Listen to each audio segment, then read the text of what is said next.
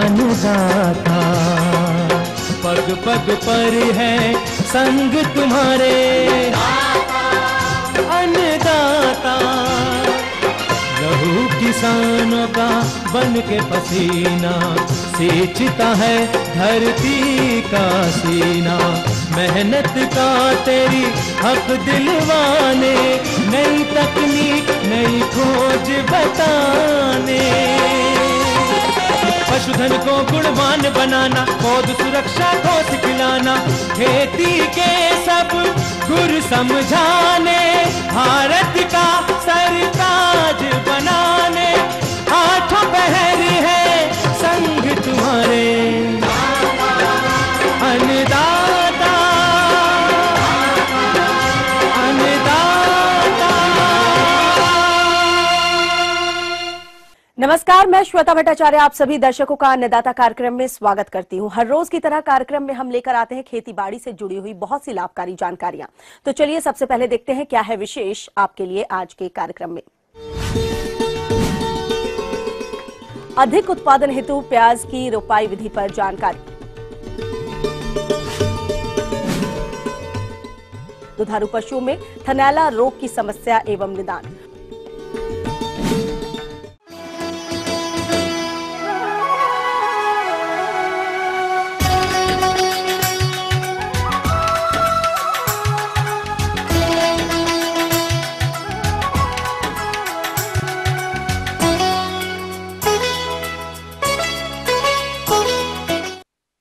हमारे प्रदेश में जिन किसान भाइयों ने समय से प्याज की नर्सरी डाली होगी, उनकी नर्सरी इस समय तैयार हो गई होगी। तो इस फसल से अच्छा उत्पादन प्राप्त करने के लिए किस तरह से करें इसकी रोपाई, इस विषय पर जानकारी दे रहे हैं एक विषय विशेषज्ञ डॉक्टर LM यादव। ये प्याज का अब तो बिल्कुल सही समय हो गया है उसको प्रतिरोपित करने का। खेत में किसान भाई जो बिचड़ा डाले होंगे वही लगाएंगे। हमारे कहने से अब आज की तारीख में वो बिचड़ा नहीं बदल सकते हैं किस्म का।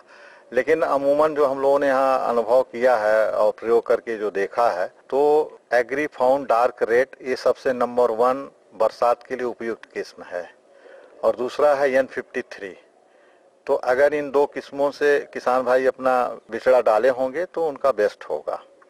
अब रहा उसको फसल को लगाने का, तो खेत की तैयारी तो उसको एक बार मिट्टी पलटने वाले हल से खेत की जुताई करनी चाहिए और लगभग 200 से 250 कुंटल तक इसमें जो है सड़ी हुई गोबर की खाद बराबर तौर से खेत पे फैला देना चाहिए।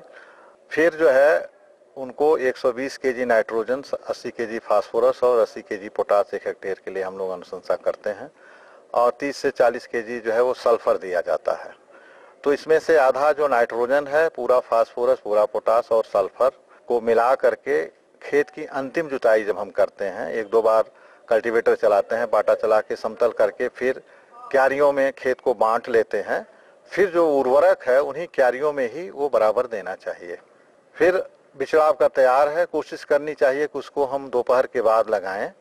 और दोपहर के बाद अगर उसमें लगाएंगे तो मरता है पौधा, लगाने के बाद उसकी मात्रा कम होती है। और अभी तो बरसात हो रही, लेकिन अगर वर्षा नहीं हो रही है तो जिस दिन आपका योजना हो कि हम आज फसल लगाने वाले हैं, तो 2 दिन पहले उस नर्सरी में पानी देना बंद कर देना चाहिए। बिचड़ा ज़्यादा बड़ा हो गया हो तो उसको ऊपर टॉप से थोड़ा काट देना चाहिए, उससे कोई नुकसान नहीं होता है। और ये करने के बाद फिर कतार से कतार की दूरी 15 सेंटीमीटर रखते हैं और एक कतार में 2 पौधे के बीच की दूरी 10 सेंटीमीटर रखी जाती है।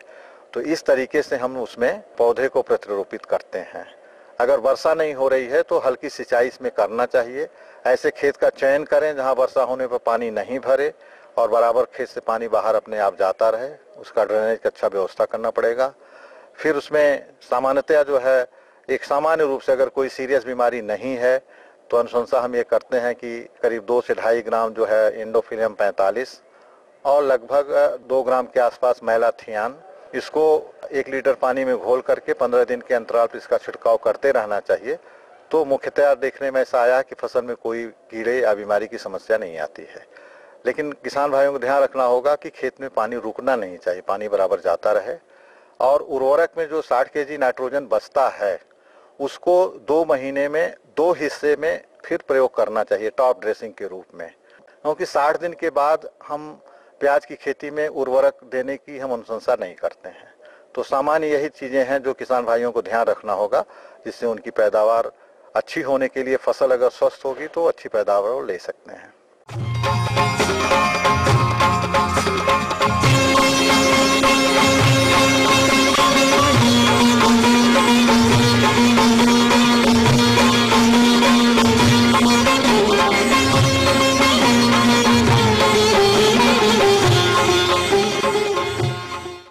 हमारे प्रदेश में बहुत से किसान भाई दुधारू पशुओं का पालन कर रहे हैं तथा इनसे अच्छा लाभ भी प्राप्त कर रहे हैं, लेकिन कभी कभी इनके पशुओं में थनैला रोग की समस्या देखने को मिलती है। तो कैसे करें इसका नियंत्रण, इस विषय पर जानकारी दे रहे हैं पटना के डॉक्टर सरोज।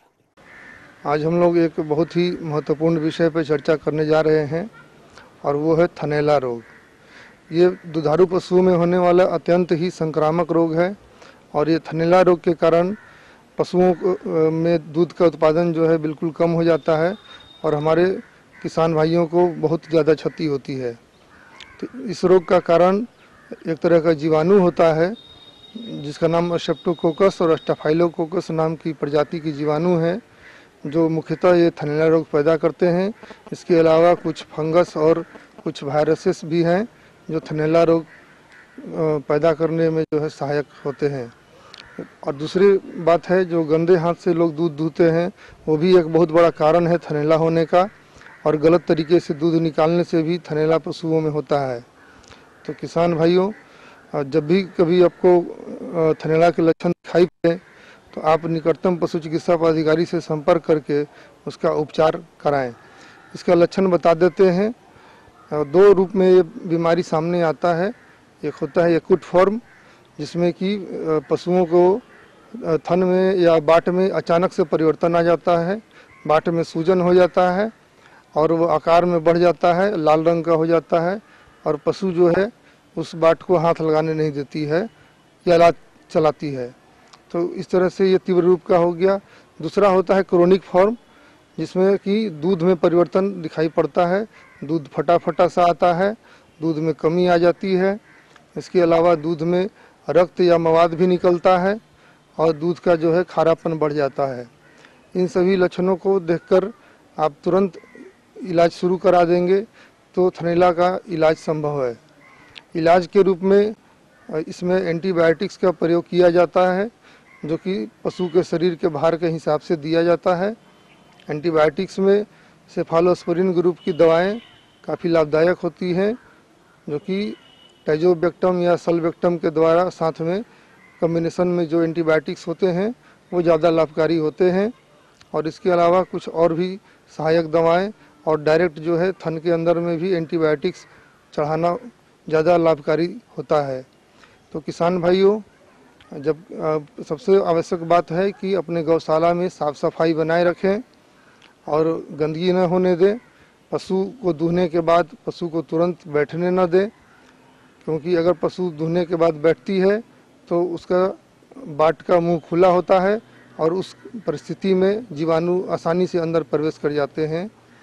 वैसे में आप पशुओं को ज़्यादा चारा या दाना खाने के लिए दे सकते हैं, जिससे कि पशु दूध दुहाने के बाद भी पशु खड़ी रहेगी और इस तरह से उसका छेमी जब सूख जाएगा तभी वो जाकर बैठेगी।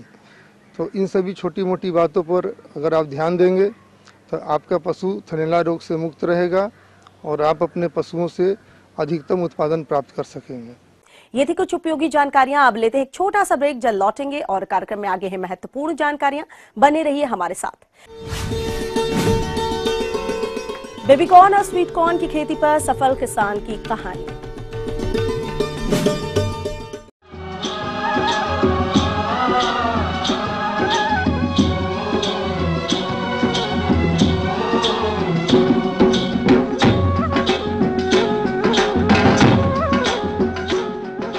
ब्रेक के बाद एक बार फिर से आप सभी दर्शकों का अन्नदाता कार्यक्रम में स्वागत है। बढ़ते हैं अगली प्रस्तुति की ओर।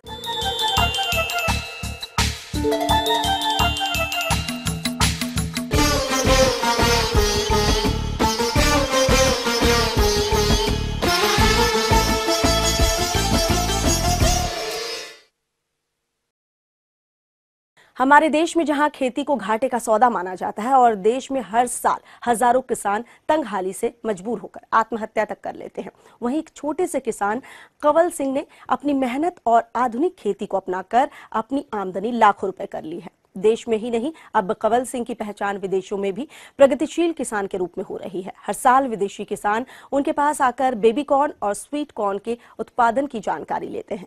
कृषि क्षेत्र में उन्हें राज्य और केंद्र सरकार ने कई बार सम्मानित भी किया है। तो आइए जानते हैं उनकी सफलता की कहानी। 1997 में मैंने बेबी कॉर्न की खेती यहाँ शुरू की थी। शुरू में 1-2 साल तक मैं अकेला करता रहा। उसके बाद मेरे पड़ोसी किसानों ने बेबी कॉर्न की खेती शुरू कर दी और फिर इस खेती को सारे गांव ने अपना लिया। इस खेती से जो किसानों को फायदा होया हमारे गांव में, मुख्यतः जो किसान चारे के लिए ज्वार बोते थे तो उनको सारा साल हरा चारा मिल जाता है, क्योंकि बेबी कॉर्न का जो हरा चारा निकलता है वो पशुओं के लिए बहुत ही बढ़िया चारा है। और आम के आम गुठलियों के दाम वाली बात है कि चारा मिल रहा है और साथ में जो बेबी कॉर्न निकाल के मंडी भेजते हैं उससे किसानों को अच्छी आमदनी होती है। इस बेबी कॉर्न की खेती में जो खर्चा है वो लगभग 10,000 के बराबर है। 10,000 रुपये प्रति एकड़ होता है और आमदनी जो है वो 30,000 से 1 लाख रुपए तक की बेबी कॉर्न हम जो है एक फसल पे बेच सकते हैं और एक साल में इसकी 3 फसल ली जा सकती है। तो इससे एवरेज जो फायदा है किसान को वो प्रति एकड़ 1 लाख रुपए का प्रति वर्ष हो जाता है। कंवल सिंह बताते हैं कि उनके बाद गांव के कई किसानों ने बेबी कॉर्न और स्वीट कॉर्न उगाने की शुरुआत की। साल में 3 बार बेबी कॉर्न की फसल को उगाया जाता है, जिससे सारा खर्च निकलने के बाद भी किसान 1 लाख से ज्यादा की आमदनी कर लेता है। किसान अपनी फसल को दिल्ली की मंडी में बेचकर अच्छा मुनाफा कमा रहे हैं। मैं अटेरना गांव का किसान हूँ। हमारे यहाँ बेबी कॉर्न की खेती होती है। कंवल सिंह प्रधान ने स्टार्टिंग करी थी हमारे गांव में। कंवल सिंह प्रधान लाए थे। इसमें इनकम जी हम 1-1.5 लाख रुपए एकड़ में सारा खर्चा काट के बचा दे 1 साल में। और हम अपने बच्चों की पहले बलक शादी में भी दिक्कत पड़े थी, अब बहुत अच्छी था शादी। 1 कड़ वाला भी शादी बढ़िया कर देता है इस बेबी कॉर्न के। उससे हमारे गांव में बहुत मुनाफा, तकरीबन सब किसाने करने लगे। बेबी कॉर्न और सब्जी को कम करते, बेबी कॉर्न ही ज्यादा करते। कंवल सिंह किसान ने गांव में ही बेबी कॉर्न और स्वीट कॉर्न की प्रोसेसिंग कर उसकी पैकिंग फैक्ट्री भी लगा ली है। अगर किसान को उसकी फसल के दाम मार्केट में अच्छे ना मिले तो उसकी पैकिंग कर बेचा जाए, जिससे किसानों की मार्केट जाने की दिक्कत भी खत्म हो जाती है। चाहूँगा कि यहाँ के किसानों को एक बहुत बड़ा फायदा ये है कि यहाँ से आजादपुर सब्जी मंडी केवल मात्र 25 किलोमीटर दूर है। किसान अपनी बेबी कॉर्न को मंडी ले जाते हैं और कई बार मंडी में सस्ता हो जाता है या नहीं बिकती, तो हमने इनका प्रोसेस प्लांट लगाया हुआ है। हमने किसानों की यहाँ कोऑपरेटिव सोसाइटी बनाई हुई है, जिसमें 150 के लगभग किसान उसके सदस्य है और सोसाइटी ने अपना प्रोसेस प्लांट लगाया हुआ है। और सभी किसानों को मिनिमम सपोर्ट प्राइस, जैसे बेबी कॉर्न का 50 रुपये प्रति किलो मिनिमम रेट दिया हुआ है। किसान मंडी बेचते हैं, मंडी में अच्छा भाव मिलता है। 60 रुपये से यदि 250 रुपये किलो तक का भाव मिलता है तो किसान मंडी बेचते हैं, और यदि 60 रुपये से नीचे आ जाता है तो किसान जो है अपनी प्रोसेस यूनिट को 50 रुपये किलो में बेचते हैं। मंडी में चाहे 10 रुपये किलो हो या 20 रुपये किलो हो, तो भी किसानों का यहाँ 50 रुपये किलो में बेबी कॉर्न लिया जाता है। और इस बेबी कॉर्न को प्रोसेस करते हैं, डब्बा बंद करके पूरे देश की मार्केट में हमारी समिति यहाँ से भेजती है। 2003 में मुझे राज्य सरकार ने उपायुक्त सोनीपत ने सम्मानित किया, जिला लेवल का पुरस्कार दिया। उसके बाद तो कई पुरस्कार दिए, जैसे 2007 में स्टेट लेवल का पुरस्कार मिला, 2009 में IRI पूसा ने अवार्ड दिया, 2010 में भी दिया और 2012 में हरियाणा के मुख्यमंत्री जी ने दिया। प्रगतिशील किसान के तौर पर कंवल सिंह को साल 2003 में देवी लाल पुरस्कार से सम्मानित किया गया और 2011 में उन्हें IG रंगा पुरस्कार से सम्मानित किया गया और 1 लाख रुपए की राशि दी गई। वहीं साल 2013 में गुजरात के मुख्यमंत्री और आज भारत के प्रधानमंत्री नरेंद्र मोदी उन्हें 51,000 की राशि से सम्मानित कर चुके हैं। हाल ही में 24 फरवरी को देश के कृषि मंत्री राधा मोहन सिंह ने उन्हें कृषि सम्राट सम्मान से नवाजा और 2,11,000 की राशि दी। कंवल सिंह कहते हैं कि किसान मेहनत के साथ सरकार द्वारा दी जाने वाली किसान हितैषी योजनाओं का लाभ उठाए तो खेती से अच्छी कमाई हो सकती है।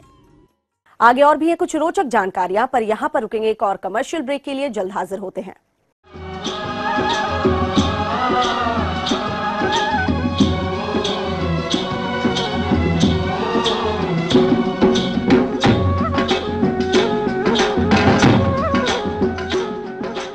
ब्रेक के बाद आप सभी दर्शकों का स्वागत है। चलिए अब रुख करते हैं अगली कड़ी की ओर।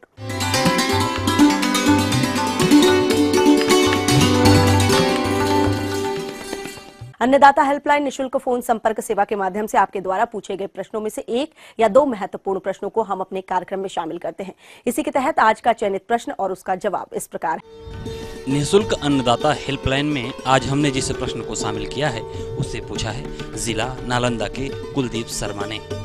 आपने उड़द और मूंग की फसल में रोग नियंत्रण पर जानकारी चाहिए, तो इसके लिए देखिए कार्यक्रम का यह अंश।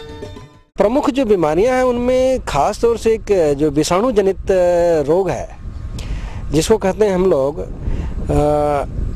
येलो मोज़ेक या मूंग बीन येलो मोज़ेक, जो वायरस से होता है, विषाणु से होता है, या उसको पीला कुरमुला रोग भी कहते हैं हम लोग, या पीला चित्तवर्ण भी कहते हैं कुछ लोग उसको, और अंग्रेजी में इसको येलो मोज़ेक के नाम से जाना जाता है। और इसमें एक तो पत्तियां पीली हो जाती हैं और फली नहीं बनती है इसमें, जिसकी वजह से हमारी उपज बहुत ही घट जाती है। और इस रोग को, जो विषाणु जनित रोग है ये, और इसके रोग को फैलाने का काम एक मक्खी है जिसको सफ़ेद मक्खी के नाम से लोग जानते हैं। बहुत छोटी छोटी होती है, अगर उसको पौधे को हिला के देखा जाए तो छोटी छोटी मक्खियाँ जो है उड़ती हुई दिखाई देती हैं सफ़ेद रंग की। ये मक्खियाँ जो है रोगी पौधों के ऊपर जाकर के उसका रस चूसती हैं और फिर जो है स्वस्थ पौधे पर जाती हैं, और इस तरह से विषाणु को जो है रोगी से स्वस्थ पौधे में फैला देती हैं। और इस समय की कंडीशन ये है या दशा ये है कि आपकी फसल लगभग खड़ी है, तो अब आप इस रोग से कैसे निजात पाएंगे या कैसे छुटकारा पाएंगे। तो उसके लिए हम आपको बताना चाहेंगे कि एक कीटनाशी दवा लें। जैसे एक तो आता है डाइमेथोएट करके, या इमिडाक्लोप्रिड करके भी एक दवा आ रही है, बाज़ार में मिल जाएगी। इन दवाओं को जो है आप इस्तेमाल करें, 0.1% का घोल बना करके इसका छिड़काव कर दें फसल पर। मैं ये बताना एक ज़रूरी बात समझ रहा हूँ कि दवा का छिड़काव करने से पहले जो रोगी पौधे कहीं कहीं आपको दिखाई दे रहे हों पीले रंग के, उन पौधों को उखाड़ करके जला दें या कहीं मिट्टी में दबा दें, इसको गड्ढे में डाल के दबा दें ताकि वहाँ से फिर ना फैलने पावे। और उसके बाद फिर दवा का आप छिड़काव करें और कम से कम 2-3 बार छिड़काव कर दें 10-15 दिन के अंतराल पर, तो इस रोग से आपको जो है छुटकारा मिल जाएगा। इसके अलावा एक दूसरा जो फफूंदी जनित रोग उर्द मूंग में आता है, एक तो खास तौर से जिसको कहते हैं वेब झुलसा या जालिकावत झुलसा। इसकी नीचे से पत्तियां, जब पौधा बहुत जब घना हो जाता है, डेंस हो जाता है, तो नीचे की पत्तियों में नमी ज़्यादा हो जाती है, तो नीचे वाली पत्तियां जो है लगेगा कि धीरे धीरे सूख रही हैं और कुछ समय बाद लगेगा पूरा का पूरा पौधा जो झुलस गया। और अगर सुबह अगर आप इस झुलसे हुए पौधे को अगर देखेंगे तो उस पर लगेगा कुछ मकड़ी के जाले जैसा, रेसे जैसा कुछ दिखाई दे रहा है, जिसको वो फफूंदी का एक जो है कवक जाल कहते हैं उसको। जो वो कवक जाल दिखता है, इसी वजह से इस बीमारी का नाम भी रखा गया जाल वाला झुलसा या जालिकावत झुलसा रोग। खड़ी फसल में आपको इस तरह का झुलसा रोग अगर दिखाई दे रहा है तो उस पर दवा का छिड़काव करना पड़ेगा, फफूंदी नाशक दवा। खास तौर से फफूंदी नाशक दवाइयाँ बहुत सारी बाजार में उपलब्ध हैं, लेकिन इस समय एक प्रोपिकोनाजोल करके जो दवा आ रही है उसका छिड़काव करें। प्रोपिकोनाजोल जो टिल्ट के नाम से बाजार में मिल जाती है, उसका जो है 0.1% का घोल बनाएं और खड़ी फसल पर जब आप छिड़काव कर दें। एक और फफूंदी जनित रोग है इसमें, जो आपको लगेगा कि कुछ पत्तियों पर काले काले से धब्बे बन रहे हैं। काले क्या कहने, कुछ भूरे रंग के धब्बे बनते हैं। ऐसा लगता है कत्थई या भूरे रंग के धब्बे दिखाई देंगे मूंग पर खास तौर से, या कुछ उर्द पर भी दिखते हैं। और जब ये रोग जो है ज़्यादा व्यापक हो जाता है तो जहाँ पर पत्ती पर दिख रहा है वो लगता है कि पत्ती वहीं पर झुलस गई और वहाँ से पत्ती गिर जाती है या पत्ती में छेद हो जाता है वहाँ पर। तो इस बीमारी से बचने के लिए आपको या तो मैंकोजेब का छिड़काव करें, या आपने टिल्ट का अगर छिड़काव कर दिया है तो वो भी काम करेगा। अगर छिड़काव करने है दोबारा छिड़कने की जरूरत नहीं पड़ेगी। और इसके अलावा कुछ जो जीवाणु जनित बीमारियां हैं जो बैक्टीरिया से होती हैं, खास तौर से मूंग में जो है बीमारी आती है, अभी तो नहीं दिखाई दे रही है इस समय, लेकिन जब थोड़ा सा पौधा और बड़ा हो जाता है तो लगता है कि पत्ती के किनारों से खास तौर से वो लगता है छोटे छोटे काले रंग के या गहरे भूरे रंग के धब्बे दिखते हैं। अगर उसको छुएंगे तो थोड़ा सा लगता है कि उभरे हुए धब्बे हैं वो, और वो धब्बे धीरे पत्ती किनारे से या उसके जो टिप है उससे शुरू होते हैं और अंदर की तरफ बढ़ते जाते हैं और धीरे धीरे पत्ती को लगता है कि झुलसा देते हैं ये। तो जीवाणु जनित जो है वो झुलसा है, उसको बैक्टीरियल ब्लाइट कहते हैं। और अगर इस तरह के अगर लक्षण दिखाई दे रहा है आपके फसल पर तो किसी जीवाणु नाशित जो दवा जो है, खासतौर बैक्टीरिसाइड जैसे स्ट्रेप्टोसाइक्लिन, स्ट्रेप्टोमाइसिन का छिड़काव करने, छिड़काव जो करें 0.02% का छिड़काव करना है आपको। तो इस जीवाणु जनित जो बीमारी है उससे आप बच सकते हैं।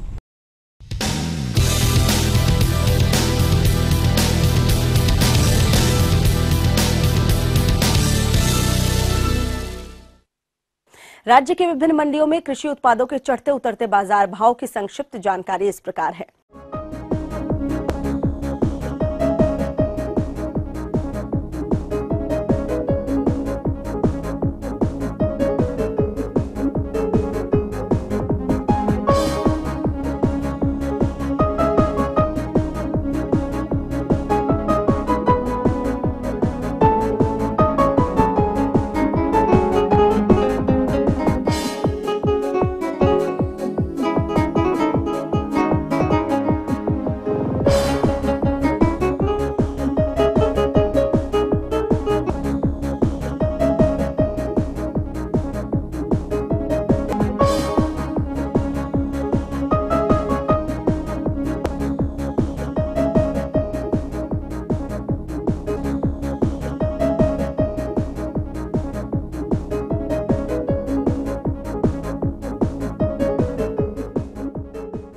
अब आइए देखते हैं कल दिखाए जाने वाले कार्यक्रम की मुख्य झलकियां। अदरक की फसल में विभिन्न रोगों के नियंत्रण पर जानकारी,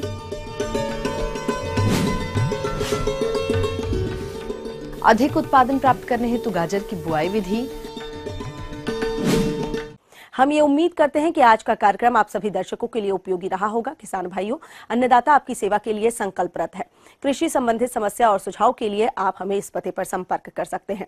प्रोड्यूसर दाता ETV Bihar Jharkhand, Ramoji film city Hyderabad 501512। साथ ही आप हमें ईमेल भी कर सकते हैं। हमारा ईमेल एड्रेस है annadatabihar@etv.co.in।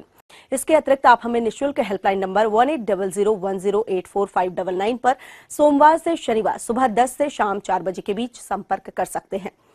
फिलहाल अन्नदाता की पूरी टीम को दीजिए इजाजत। कल फिर इसी वक्त आपसे मुलाकात होगी कृषि संबंधित कुछ और रोचक जानकारियों के साथ। नमस्कार।